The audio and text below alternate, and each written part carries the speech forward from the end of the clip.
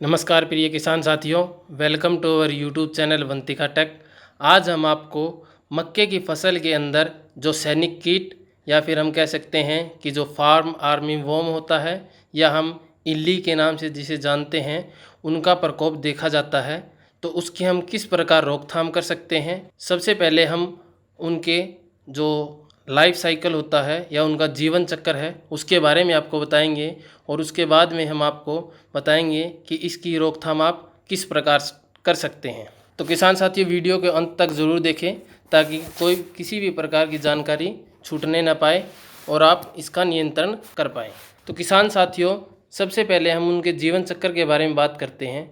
उनका जो जीवन चक्र होता है वो लगभग 30 दिन का होता है। इस दौरान वो अपने फसल के जो मक्का है उसकी पत्ती पर मल छोड़ती है और उसको खाती रहती है। 4 से 6 दिन की जो इल्ली होती है वो उनकी पहली स्टेज होती है, जिसके अंदर वो पत्तों को नुकसान पहुंचाना आरंभ कर देती है। जो उनकी पहली स्टेज होती है उसे लार्वा स्टेज कहते हैं, जिसमें वो हरे छोटे रंग का होता है और उनका जो सिर है वो काले कलर का होता है। दूसरी स्टेज में जो लार्वा होता है उसका जो सिर है वो ऑरेंज कलर का हो जाता है और जब वो तीसरी स्टेज में पहुंचता है तो वो भूरे रंग का हो जाता है। पहली, दूसरी और तीसरी स्टेज में लार्वा इल्ली पत्तों को नुकसान पहुंचाना आरंभ कर देती है।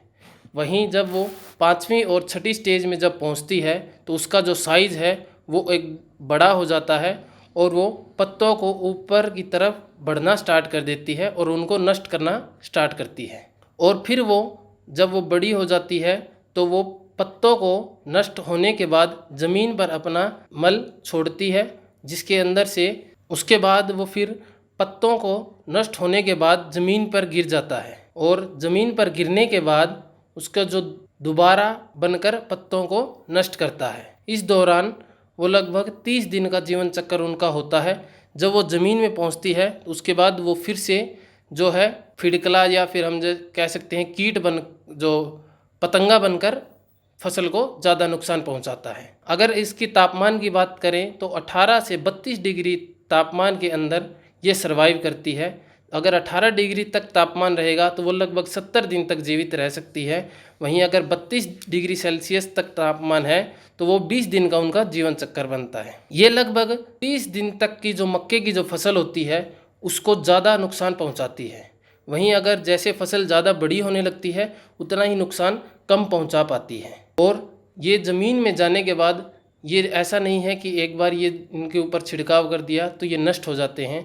ये ज़्यादातर 5 से 7 दिन ज़मीन के अंदर रहने के बाद ये फिर से 2.5 mm ज़मीन में चली जाती है और फिर से ज़मीन के अंदर से निकल जाती है और अपने जो फसल होती है उसको नुकसान पहुंचाना आरंभ कर देती है। ज़मीन के अंदर ये लगभग 2.5 mm तक नीचे अपना जो बच्चे देती है और उसके बाद वो बच्चे फिर से ऊपर आते हैं और फसल को नुकसान पहुंचाते हैं। अब बात करते हैं किसान साथियों कि इसका नियंत्रण कैसे किया जाए। सबसे पहले किसान साथियों ध्यान रखें कि जो मक्के की जो फसल है उसकी थोड़ी सी गहरी जुताई करें ताकि वो नुकसान कम पहुंचा पाए, और बीज उपचार के साथ करेंगे तो और भी थोड़ा इसका फ़ायदा रहेगा। किसान साथियों, इसके अंदर अगर आप नेपियर ग्रास अपनी फसल के चारों तरफ लगाते हैं तो इसका प्रकोप है जो कि नेपियर ग्रास पे चला जाता है और ये मक्के की फसल पर कम दिखाई देती है। और नेपियर ग्रास इनका फेवरेट भोजन है, तो ये नेपियर ग्रास पे चली जाएगी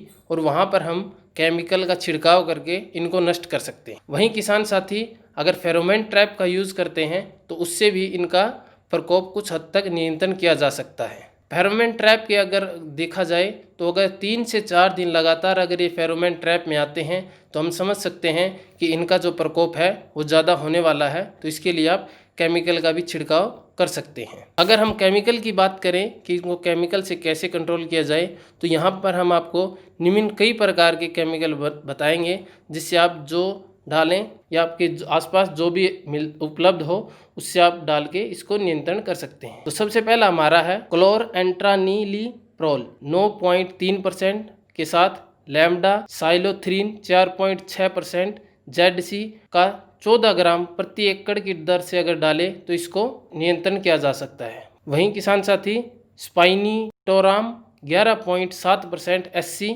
0.5 ml प्रति लीटर पानी के साथ घोलकर भी इसका छिड़काव कर सकते हैं। उसके बाद किसान साथी इमेक्टा बेंजोएट 5% Sg 0.4 ग्राम प्रति लीटर पानी के साथ भी मिलाकर इसको नियंत्रण कर सकते हैं। नहीं तो स्पिनोसैड 0.3 ml प्रति लीटर पानी के साथ भी घोलकर इसका छिड़काव किया जा सकता है। अगर ये भी उपलब्ध नहीं है या फिर इसको भी नहीं डालना चाहते हैं तो आप थायोमैक्सिमम 12.6% प्लस में लैम्डा साइहेलोथ्रीन 9.5% 0.5 ml का छिड़काव अपनी फसल के अंदर कर सकते हैं। ऐसी ही कृषि से जुड़ी और फसलों से जुड़ी जानकारी के लिए आप हमारे चैनल को सब्सक्राइब करें ताकि आपको आने वाले समय में कुछ कृषि से जुड़ी जानकारी समय पर मिलती रहे। हम आशा करते हैं आपको वीडियो पसंद आई होगी। धन्यवाद।